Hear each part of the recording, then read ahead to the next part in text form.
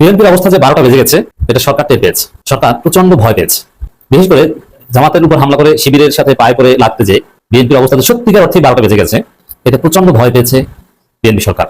ঢাকা বিশ্ববিদ্যালয়ের রাজপথ কাঁপছে হাজারো তরুণের বজ্রকণ্ঠে। যে ছাত্র শিবিরকে এতদিন গর্তে লুকিয়ে থাকা শক্তি বলে উপহাস করা হতো, তাদের এক হুঙ্কারে কেন আজ খোদ তারেক রহমানের গদিতে কাঁপন ধরেছে। মাটির নিচে লুকিয়েও আর শেষ রক্ষা হবে না।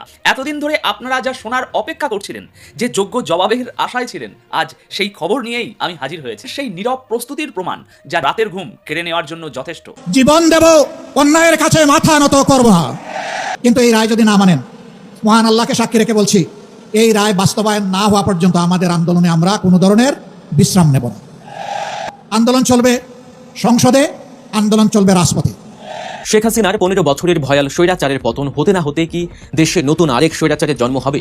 সদ্য ক্ষমতায় বসে কি পুরনো মিত্রদের পিঠে প্রকাশ্য দিবালোকে ছুরি মারতে শুরু করেছে বিএনপি?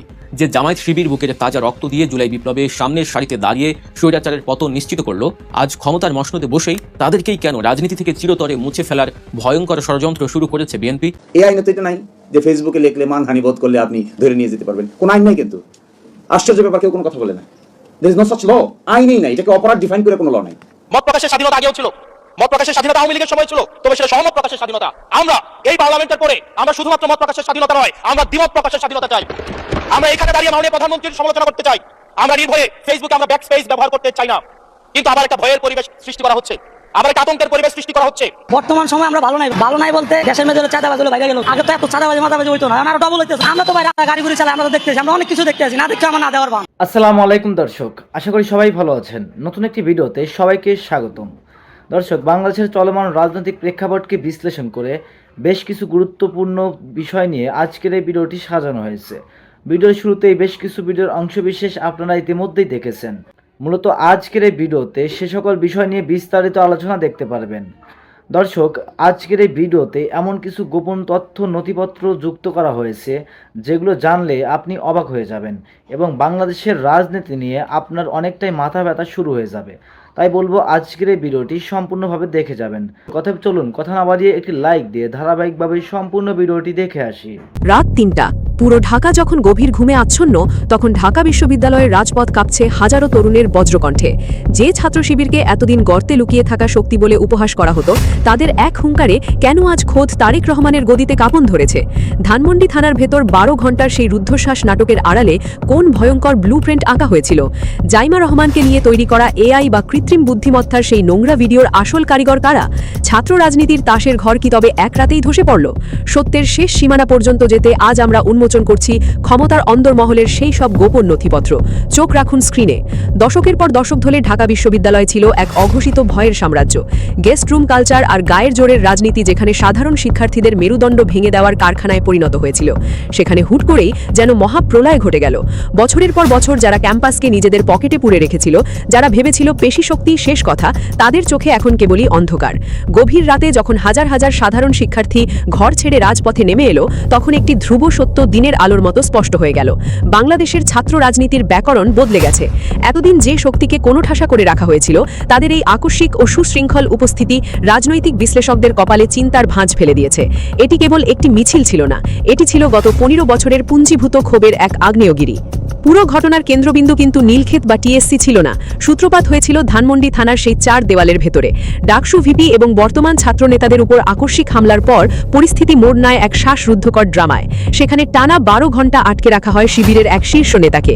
তদন্ত বলছে এই দীর্ঘ আটকের উদ্দেশ্য কেবল আইনি প্রক্রিয়া ছিল না, বরং এর পেছনে ছিল এক মনস্তাত্ত্বিক যুদ্ধ বা সাইকোলজিক্যাল গেম। উদ্দেশ্য ছিল পরিষ্কার, মানসিক চাপ সৃষ্টি করে নেতৃত্বকে কাবু করা এবং পুরো ছাত্র সমাজকে একটি কড়া বার্তা দেওয়া। কিন্তু পর্দার আড়ালে তখন ভিন্ন এক ষড়যন্ত্রের জাল বোনা হচ্ছিল। ডিজিটাল প্ল্যাটফর্মকে ঢাল হিসেবে ব্যবহার করে প্রতিপক্ষকে চিরতরে নিশ্চিহ্ন করার এক নীল নকশা তৈরি করেছিলেন পর্দার আড়ালের কুশীলবেরা। যখন ধানমন্ডি থানার সামনে উত্তেজনা তুঙ্গে, ঠিক তখনই ইন্টারনেটের অন্ধকার গলি থেকে বেরিয়ে আসে এক নোংরা অস্ত্র। আধুনিক প্রযুক্তির এআই বা ডিপ ফেক প্রযুক্তি ব্যবহার করে জাইমা রহমানের নামে ছড়িয়ে দেওয়া হয় অত্যন্ত কুরুচিপূর্ণ ও বিভ্রান্তিকর কিছু ভিডিও। আমাদের অনুসন্ধানে বেরিয়ে এসেছে এই নোংরা খেলার মূল লক্ষ্য ছিল দ্বিমুখী।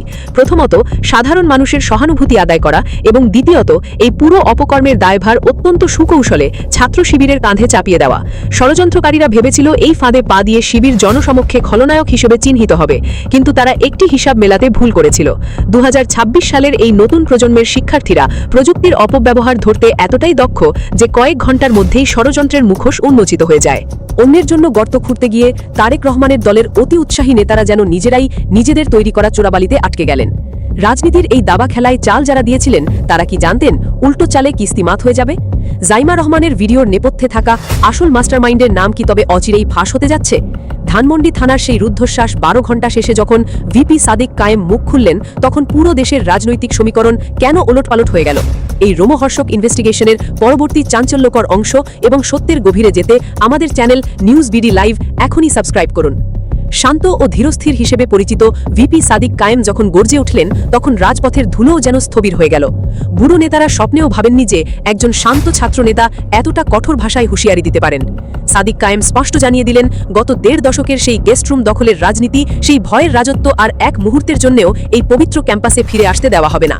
গায়ের জোর আর রামদা চাপাতির রাজনীতি যে শেষ, তা এই ঘটনার পর হাড় হাড় টের পাচ্ছেন ক্ষমতার স্বাদ পাওয়া নেতারা। বর্তমানের সাধারণ শিক্ষার্থীরা আর আগের মতো ভীতু নয়। তারা এখন খুব ভালো করে বোঝে কে তাদের অধিকারের কথা বলছে আর কে তাদের ব্যবহার করে ক্ষমতার সিংহাসন পোক্ত করতে চাইছে। ক্যাম্পাসে যখন 3 সন্তানের বাবা হওয়া তথাকথিত ছাত্র নেতারা রামদা আর দেশি অস্ত্র নিয়ে মহড়া দেয়, তখন সাধারণ শিক্ষার্থীদের মনে ভয়ের বদলে জন্ম নেয় চরম বিরক্তি আর ঘৃণা। এই বৃদ্ধ নেতাদের দাপট এখন শিক্ষার্থীদের কাছে স্রেফ বিনোদনের খোরাক ছাড়া আর কিছুই নয়। অন্যদিকে শিবির অত্যন্ত চতুরতার সাথে সাধারণ ছাত্রদের এই আবেগ বা সেন্টিমেন্টকে পুঁজি করেছে। তারা অস্ত্রের বদলে কথা বলছে আধুনিক শিক্ষার, তারা পেশি শক্তির বদলে কথা বলছে একটি নিরাপদ ও বৈষম্যহীন ক্যাম্পাসের। দুই পক্ষের এই বিশাল আদর্শিক ও মানসিক পার্থক্য সাধারণ শিক্ষার্থীদের তীক্ষ্ণ চোখ এড়ায়নি। তারা খুব সহজেই বুঝতে পারছে কারা ক্যাম্পাসে শিক্ষার পরিবেশ চায় আর কারা পুরনো আমলের পেশি শক্তিকে আঁকড়ে ধরে রাজনৈতিক অস্তিত্ব টিকিয়ে রাখতে চাইছে। ধানমন্ডি থানার সেই রুদ্ধশ্বাস 12 ঘণ্টার নাটকের পর যখন ভিপি সাদিক কায়েম এবং তার সহযোদ্ধারা বীর দর্পে বেরিয়ে এলেন, তখন যেন এক নতুন যুগের সূচনা হলো। ক্ষমতার দাপটে যারা অন্ধ হয়ে গিয়েছিলেন, তারা বুঝতে পারেননি যে আধুনিক যুগে কেবল গায়ের জোর দিয়ে সত্যকে ধামাচাপা দেওয়া অসম্ভব। জাইমা রহমানের নামে যে নোংরা এআই ভিডিওর ফাঁদ পাতা হয়েছিল, সেটি কেবল একটি রাজনৈতিক চাল ছিল না, এটি ছিল একটি আদর্শকে সামাজিকভাবে নিশ্চিহ্ন করার চরম অপচেষ্টা।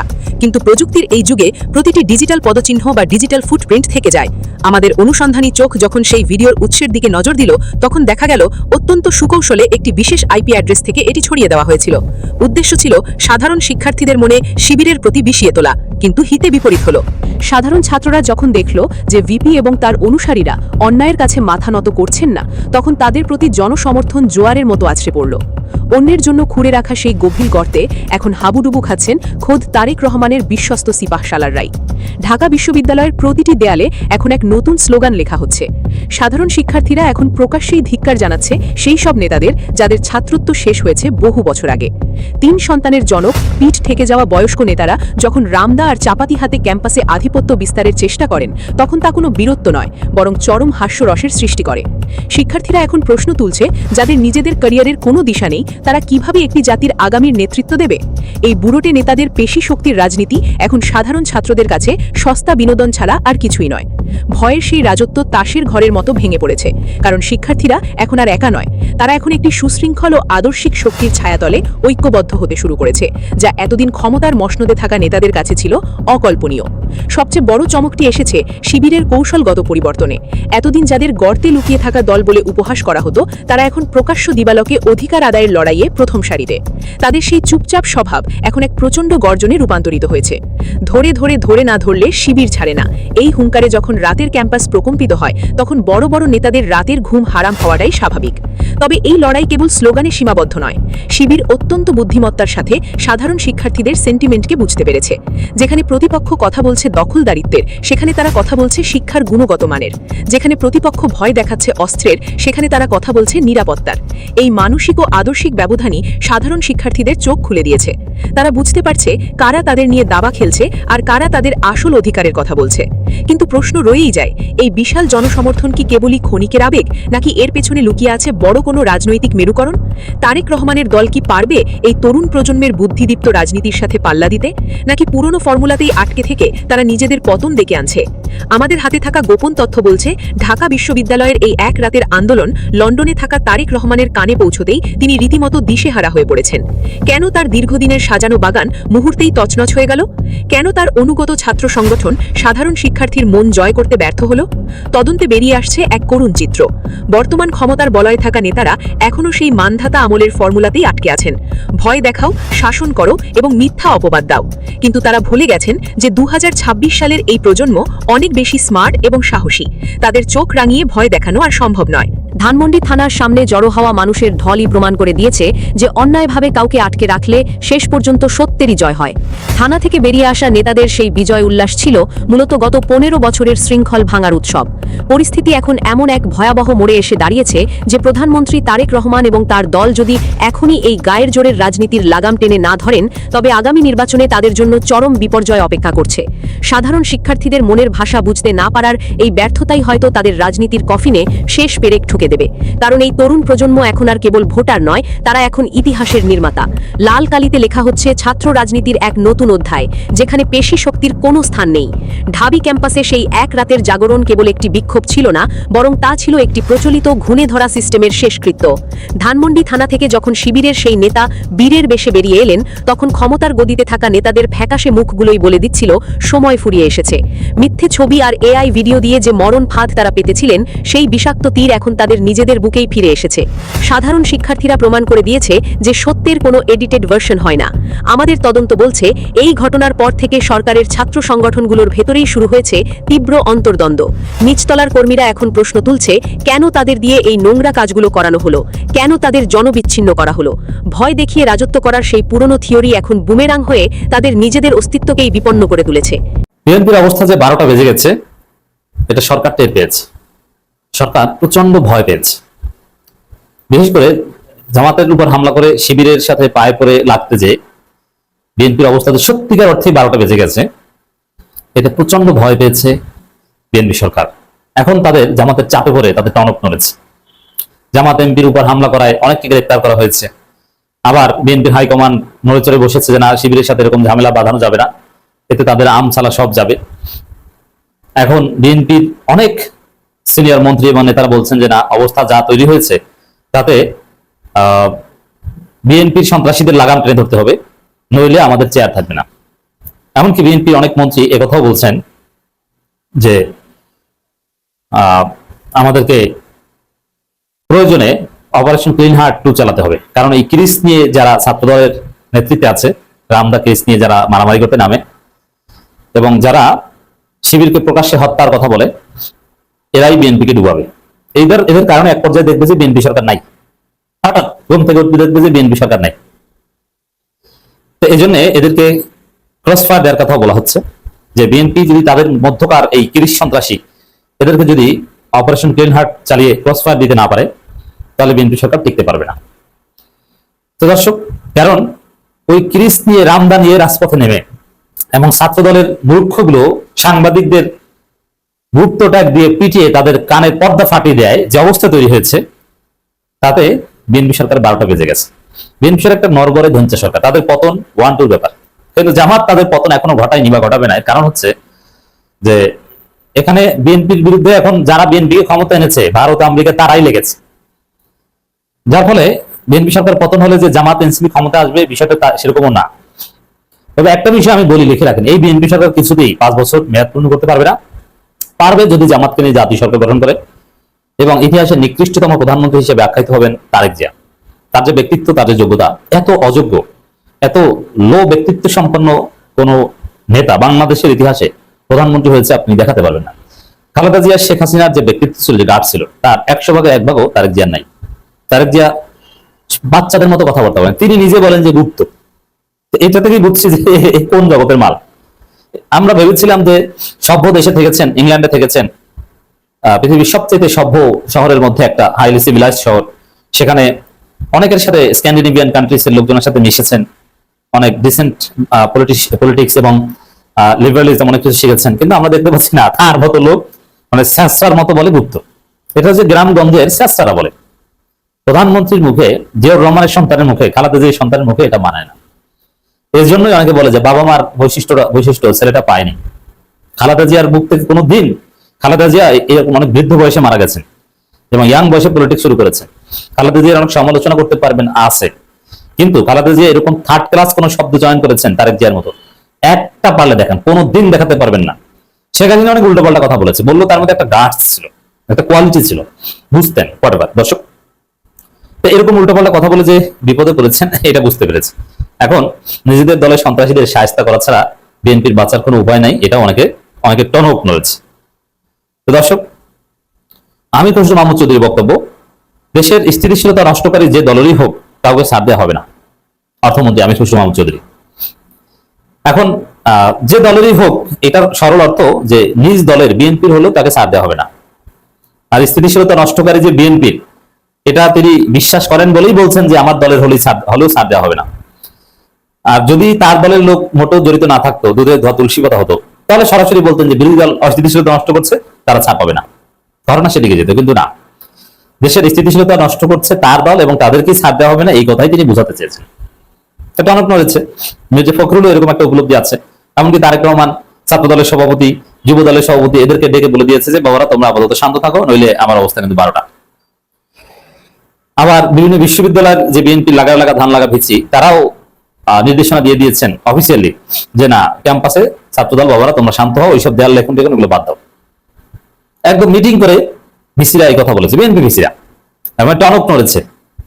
এবং নেত্রকোনায় জামাত এমপির হত্যা চেষ্টার কারণে অনেককে গ্রেপ্তার করা হয়েছে, এটাও জামাতের চাপে।